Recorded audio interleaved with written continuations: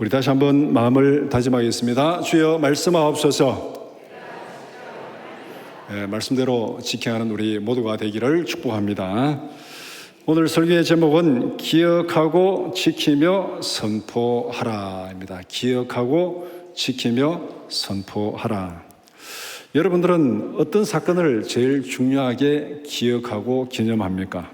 자기가 태어난 날, 결혼한 날, 부모님 생신, 자녀들 생일, 설, 추석, 이 중에 대부분 아마 다 들어있을 것입니다. 또 그렇지 않은 분도 간혹 죽다 사는 사람은 내가 그때 죽다 살았다 그날 아마 이게 기억을 하시겠지만은 이 날들을 어떻게 기억하고 기념합니까? 그 날에 따라서 기념하는 방법, 기억하는 방법이 다 다르죠.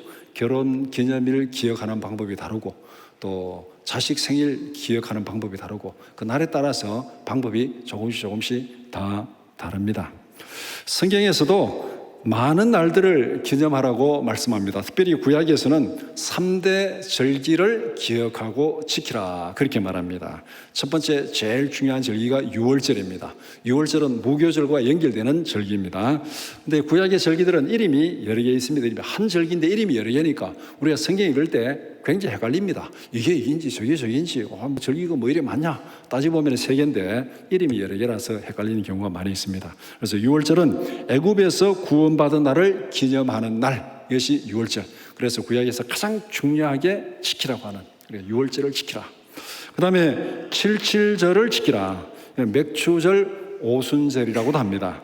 첫 수확을 감사하며 지키는 절기, 보리와 밀을 추수하고 지키는 절기, 그래서 맥추절이라고도 하고, 6월절로부터 이제 이 49일 지나는 50일째 된 날에서 칠칠절 오순절이라 이렇게 얘기하기도 합니다.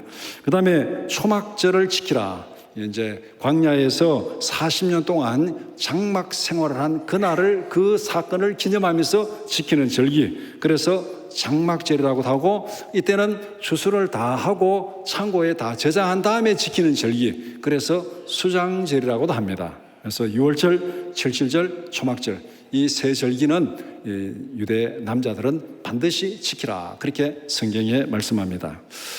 오늘 우리가 고린도전서 11장 23절에서 26절을 함께 읽었습니다. 오늘 본문은 신약에서 지키라는 핵심 예식을 말씀합니다.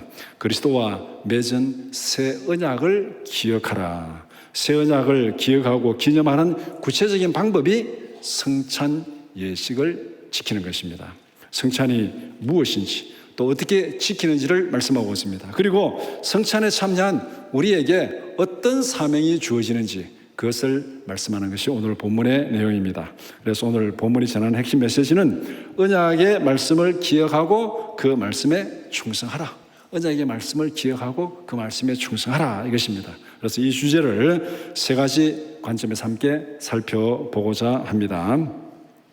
첫 번째는 예수님이 제정하신 성찬을 기념하라입니다. 성찬은 주 예수 그리스도께서 직접 제정하셨습니다. 그래서 오늘 23절에 내가 너희에게 전한 것은 주께 받은 것이다. 내가 너희에게 전한 것은 주께 받은 것이다. 주님이 직접 제정하시고 주님이 전해주신 것이 바로 성찬 예식이다 그렇게 말합니다. 이렇게 보면은 성찬은 단순한 교회의 의식 이전에 주님의 계시적인 명령입니다. 주님이 직접 제정하시고 주님이 직접 기념하라고 명령한 것, 그러니까 이것은 굉장히 중요한 것이요. 그냥 이게 전에 들은 것이 아니라 주님이 직접, 그것도 어떻게 보면은 유언적으로 명령하신 것이니까. 우리가 부모가 전해준 여러 가지 교훈이나 지켜야 될 것 많이 있지만은 부모가 죽기 직전에 유언한 것은 굉장히 중요하게 생각하고 지키잖아요. 그러니까 성찬은 바로 그런 면에서 예수님이 직접 제정하시고 직접 지키라고 명하신 예수님의 유언적인 명령입니다.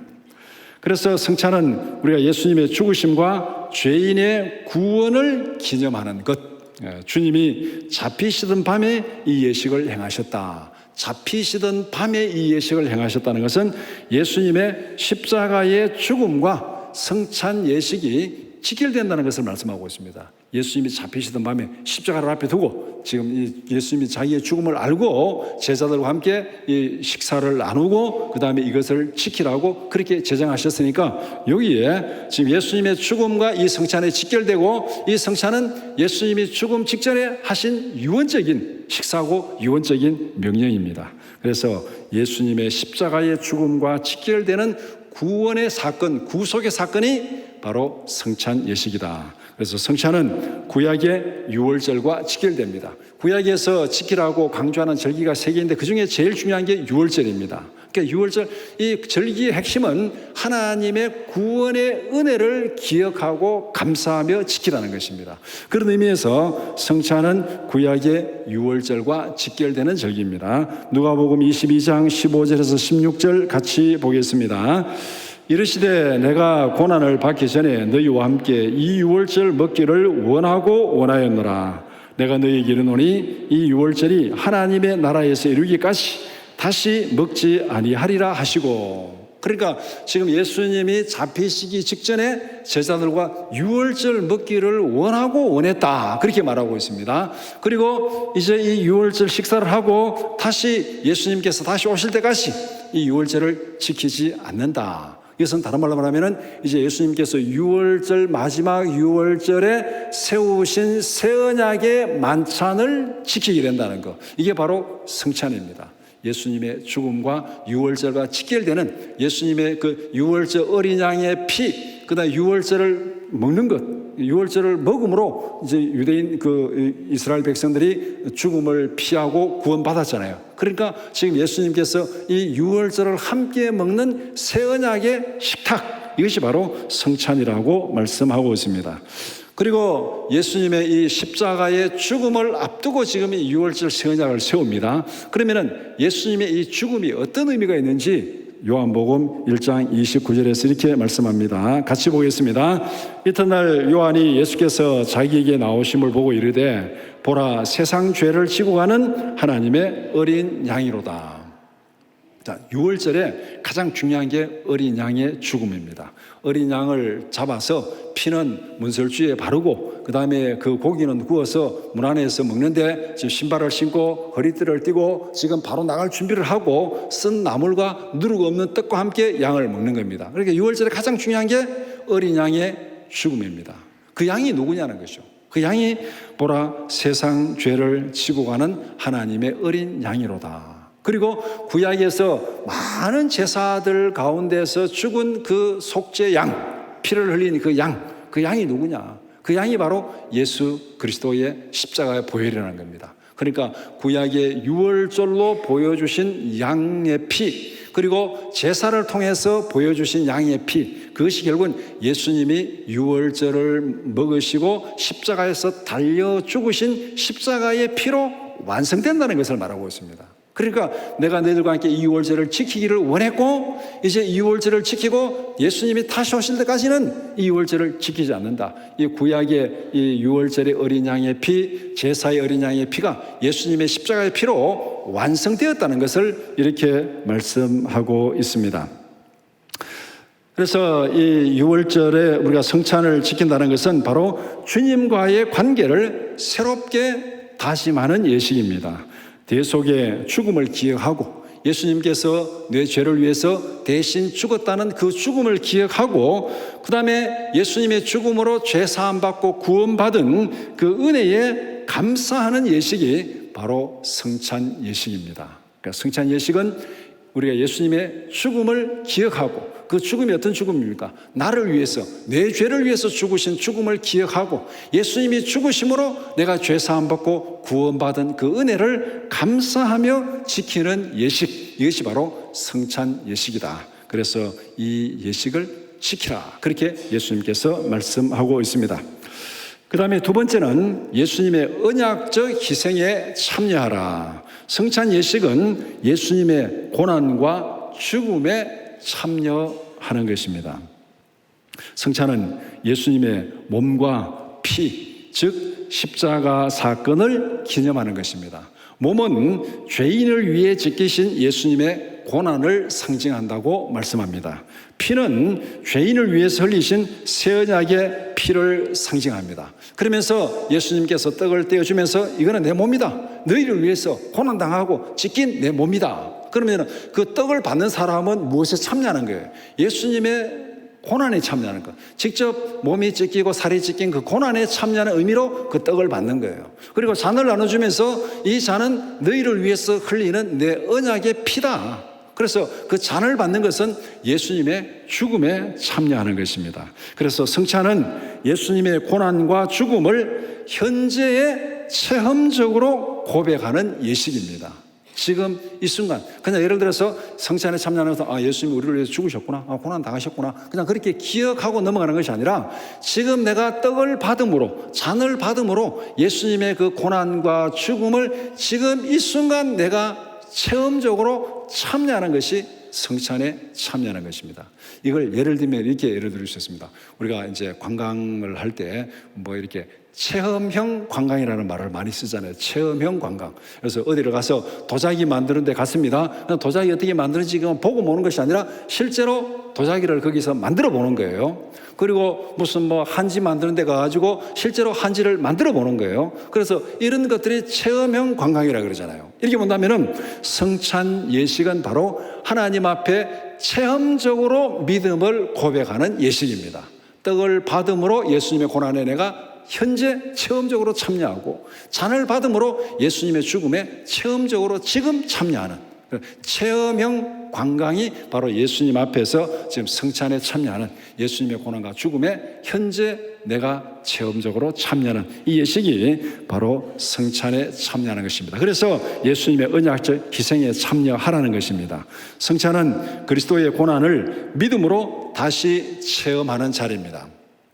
예수님의 죽음으로 죄사함 받고 구원받았다는 사실을 확인하는 자리입니다. 왜냐하면 떡을 받고 잔을 받는 것은 예수님이 나를 위해서 고난 당하셨고 예수님이 내 죄를 위해서 대신 피를 흘렸다는 것을 고백하고 떡을 받고 잔을 받으니까 당연히 예수님의 죽음과 고난이 나를 위한 것이라는 것을 믿고 고백하는 거죠. 그래서 떡과 잔을 받는 것은 예수님의 죽음과 부활을 믿는 믿음의 고백입니다. 그 믿음으로 떡을 받고 믿음으로 잔을 받는 것, 나를 위해서 죽으시고 또 나를 위해서 살으시는 그 예수님의 죽음과 부활을 행동으로 고백하는 것이 바로 성찬의 떡과 잔을 받는 것입니다. 로마서 10장 9절 말씀 같이 보겠습니다.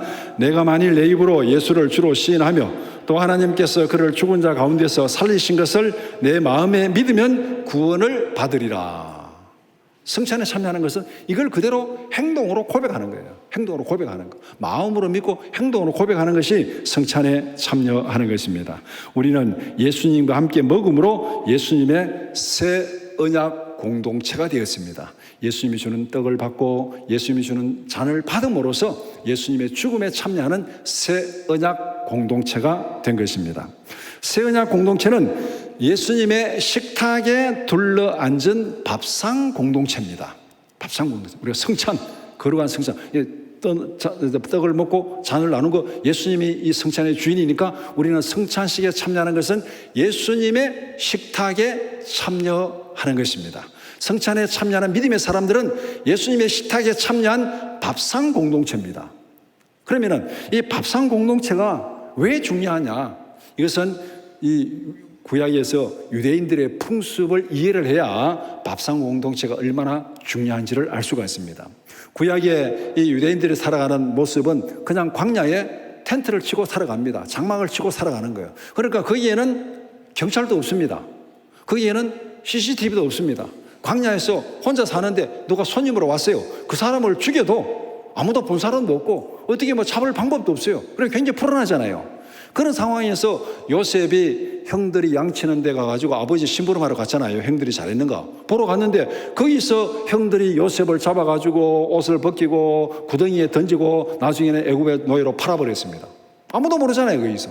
거기 있었던 사람에는 아무도 몰라요. 아버지도 몰라요. 그래서 감쪽같이 속았습니다. 요셉이 죽은 걸로. 이것이 광야에서의 모습입니다. 그러니까 이 광야의 삶은 얼마나 불안합니까? 나그네에게는, 손님에게는 너무너무 불안한 곳이에요. 그래서 유대인들의 풍습은 광야에서 자기 집에 손님이 왔습니다. 손님이 와서 그날 저녁에 나와 함께 식사를 했습니다. 손님이 식사를 하면은 그 손님이 거기 저녁에 있는 동안에 뭐 누구에게 잡혀서 죽을 수도 있고 주인에게 죽을 수도 있고 그걸 할 수 있잖아요. 위험하잖아요. 그래서 그들의 풍습은 손님이 왔는데 그날 저녁에 같이 식사를 했으면은 그 손님의 모든 안전은 주인이 책임지는 거예요. 그 손님이 거기에서 죽었거나 아니면 상해를 당했거나 그러면 모든 책임은 그 주인에게 있습니다. 이 말은 다른 말로 하면은 우리 집에 어떤 손님이 왔습니다. 내가 저녁에 같이 식사를 했습니다. 그러면은 식사를 하는 그 손님의 생명과 안전은 누가 지켜야 됩니까? 내가 지켜야 돼요. 나와 함께 식사를, 우리 집에 온 손님이 나와 함께 식사를 했기 때문에 그 손님 우리 집에 머무는 동안에는 그 사람의 안전과 생명은 내가 책임지고 지켜야 됩니다. 그러면은 자, 우리가 예수님의 식탁에 참여했습니다. 예수님과 함께 식사를 했습니다. 그러면은 우리의 안전과 생명은 누가 책임지는 겁니까? 예수님이 책임지는 거예요. 우리의 안전과 생명은 예수님이 책임지는 거예요. 이게 바로 예수님의 식탁에 참여한 밥상 공동체가 누리는 은혜고 밥상 공동체가 받은 약속입니다. 함께 예수님의 식탁에 참여하면 너희들의 안전과 생명은 내가 책임진다. 이것이 예수님의 약속이에요. 이 약속을 기억하고 지키라는 겁니다. 이 은혜를 기억하고 지키라는 거예요. 그래서 이 은혜를 날마다 누리며 지키라는 거. 우리의 일상생활 속에서 우리는 많은 염려와 근심과 걱정이 있잖아요. 그런데 많은 염려와 근심, 걱정, 우리가 염려하고 근심하고 걱정한다고 그게 뭐 해결됩니까? 사실 해결 안 되잖아요. 그럼 믿음으로 맡겨야 돼요. 누구에게? 예수님께 맡겨야 돼요. 성찬에 참여한다는 것은 믿음으로 예수님께 맡기는 겁니다. 예수님이 우리의 안전과 생명을 책임지는 거예요. 예수님이 살려주면 사는 거고 예수님이 지켜주면 건강하게 사는 것이고 예수님이 불러가면 천국 가는 거예요. 예수님 손에 달려 있습니다. 전적으로 믿고 맡기며 살아가라. 이것이 성찬에 참여하는 밥상 공동체가 누리는 은혜입니다. 맡기고 살아가니까 늘 기쁘고 즐거움으로 살아갈 수 있잖아요. 내가 지금 불안하고 걱정하는 것은 믿음으로 맡기지 못한다는 증거입니다. 그러니까 우리는 늘 맡기고 기쁨으로 감사함으로 즐거움으로 살아가야 됩니다. 이 은혜를 다윗은 시편 23편에서 고백하고 있습니다. 시편 23편 우리가 너무나도 잘 하잖아요. 여호와는 나의 목자시니 내게 부족함이 없으리로다. 그러면서 뒤에 쭉 설명하는데 그중에 가장 정점은 시편 23편 5절 말씀입니다. 같이 보겠습니다.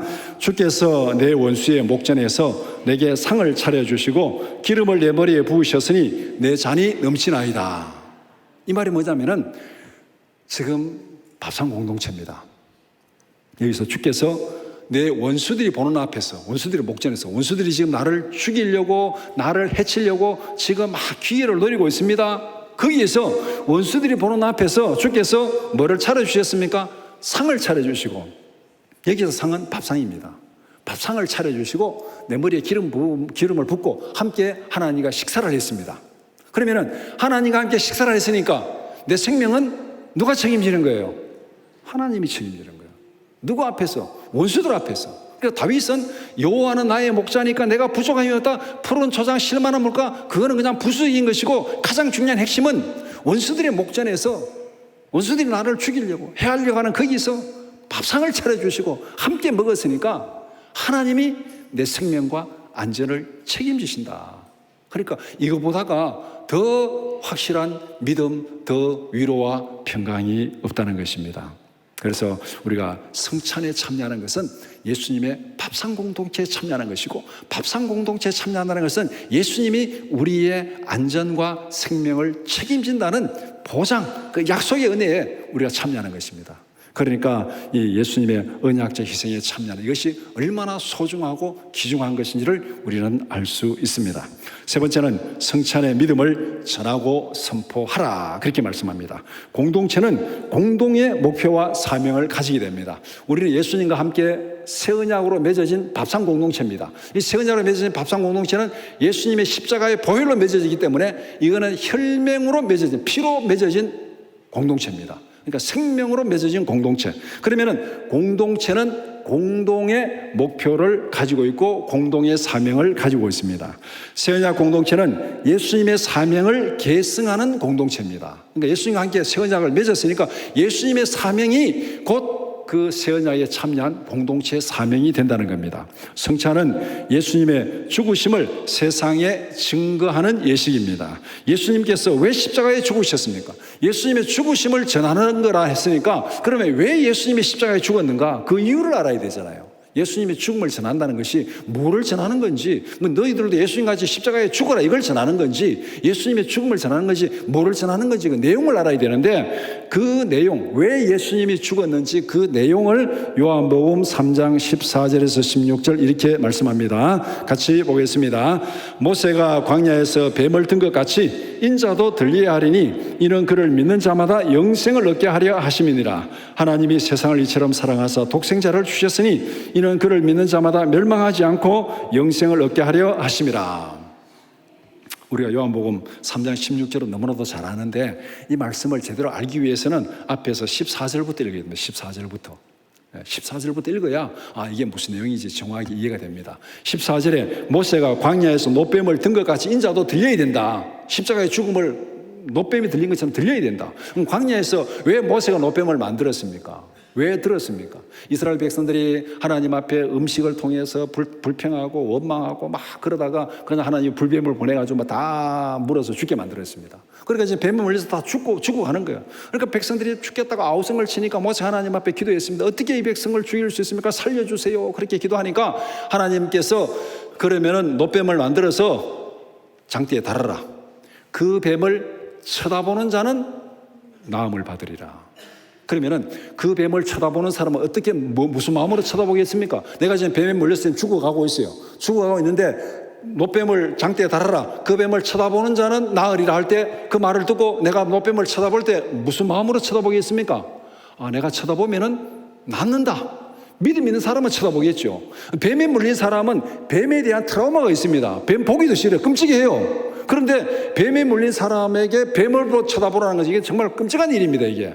그런데 그 쳐다본다고 난 뱀 보기 싫어. 안 보는 것은 믿지 않는 거죠. 그런데 그것이 끔찍한 사건이지만은 쳐다보면은 낫는다고 하니까 그 믿음을 가지고 보게 되는 거죠.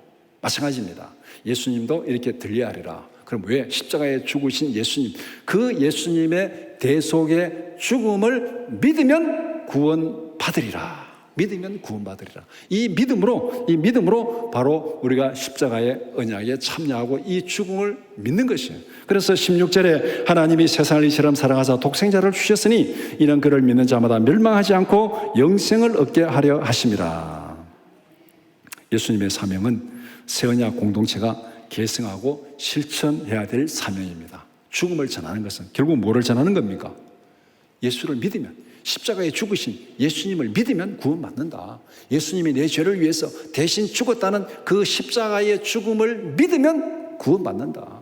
광야에서 뱀에 물려서 죽은 사람들에게 노뱀을 쳐다보면 나음을 받는다. 이 말과 똑같아요. 노뱀을 쳐다보면 나음을 한다. 그러니까 죽어가는 사람이 빨리 노뱀을 쳐다봐라 이렇게 말하는 것과 예수님의 복음을 전하는 게 똑같다는 겁니다. 죄로 죽어가는 영혼들에게 예수님의 십자가를 믿으라, 예수님의 죽음을 믿으라. 그러면 죄 사함 받고 구원받는다. 이걸 전하는 것이 예수님의 죽음을 전하는 것입니다. 성찬에 참여한 성도들은 십자가의 복음을 전해야 됩니다. 26절에 주의 죽으심을 그가 오실 때까지 전하는 것이니라. 죽으심을 전하는 거예요. 죽음이 어떤 의미인지를 이제 설명했습니다. 전한다는 것은 공개적으로 선포하고 담대히 증언하는 것입니다. 성찬은 현재의 신앙 고백이자 미래의 소망을 선포하는 것입니다. 언제까지 선포하라 그랬습니까? 예수님이 오실 때까지. 예수님의 재림을 소망하며 전하는 것. 그러니까 현재의 믿음의 고백인과 동시에 예수님이 다시 오실 것을 소망하며 전하는 것이니까 미래의 소망이잖아요.